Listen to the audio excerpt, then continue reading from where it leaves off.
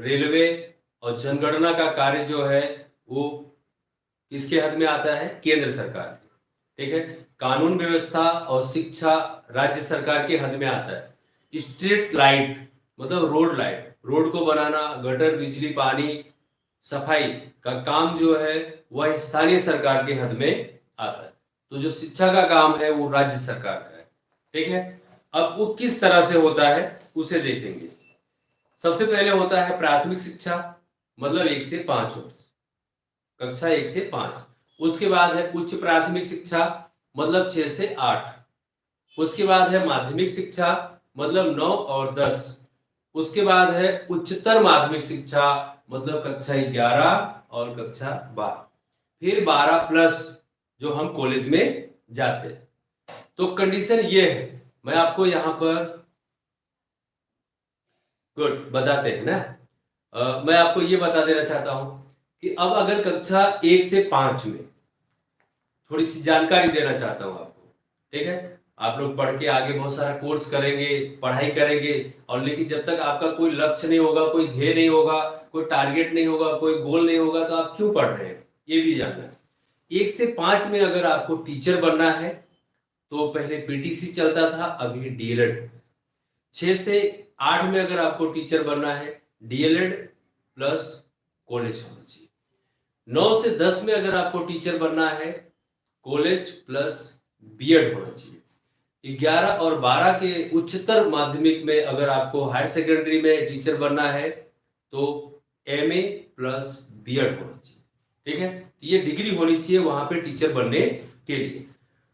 तो 12 प्लस में उसके बाद आईटीआई वगैरह प्राप्त, व्यवसायिक कुशलता हम प्राप्त कर सकते हैं। हमारी कानून संहिता के अनुसार, मतलब भारतीय कानून संहिता के अनुसार 6 से 14 वर्ष का जो बालक है उसे मुफ्त और अनिवार्य शिक्षा मिलती है, दी जाती है। मध्याह्न भोजन के तहत भोजन भी, यूनिफॉर्म भी, बुक भी, बस्ता भी, सब कुछ उसको विद्यालय से ही मिलता है। सरकार ने ये 6 से 14 साल के बच्चों को पढ़ाने का जो मुहैया चलाया है वो इसलिए ताकि देश के अंदर जो बच्चे हैं वो पढ़ सके। ठीक है। फिर भी हमारे देश के अंदर लगभग 39% बच्चे ऐसे हैं जो 5वीं तक पहुंचते पहुंचते स्कूल छोड़ देते हैं, किसी ना किसी कारण से वह स्कूल पहुंच पाते नहीं। लेकिन अब आगे चल के बहुत सारी समस्याएं होती हैं, टीचरों की समस्या है, विद्यालय की वर्गखंड की समस्या देखने को मिलती है। ठीक है। तो इसके बारे में और ज्यादा चर्चा ना करके खाली इतना ही आपको तैयार करना है। और बाकी अब 1-2 दिन में कल फिर अपने मिलेंगे और नए प्रश्न आप मैसेज में डाल दीजिए। अभी मैं वीडियो को अपलोड करूंगा, उसके मैसेज में डाल दीजिए ताकि उसके तैयारी के साथ और आप लोगों के बीच में अच्छी तरह से व्यवस्थित रूप से आपके प्रश्नों का आंसर आपको मिल सके। और आपका, हाँ हाँ, पक्का पक्का इको में ही आईएमपी। और अगर ऐसा होगा, बोर्ड हो गया, तो अब अपने पास बचा है सेक्शन सी की शुरुआत करेंगे। ठीक है। छोटे पैमाने के उद्योग का महत्व के आंकड़े याद नहीं हो रहे हैं। ठीक है। छोटे पैमाने के उद्योगों के जो आंकड़े हैं वो आपको याद नहीं हो रहे हैं, ऐसा है। चलिए ठीक है, कोशिश करते हैं आपको मैं यहीं पे छोटे पैमाने के उद्योग के जो महत्व हैं उनके जो आंकड़े हैं मैं याद करवा दूंगा बोर्ड पे। आपको थोड़ा वीडियो के साथ जुड़ना पड़ेगा। बोर्ड पे मैं आपको लाइव में ही आप याद करके और फिर मुझे याद करोगे, हाँ सर ने सही बोला। ठीक है। चलिए कोई बात नहीं। ठीक है। चलिए धन्यवाद।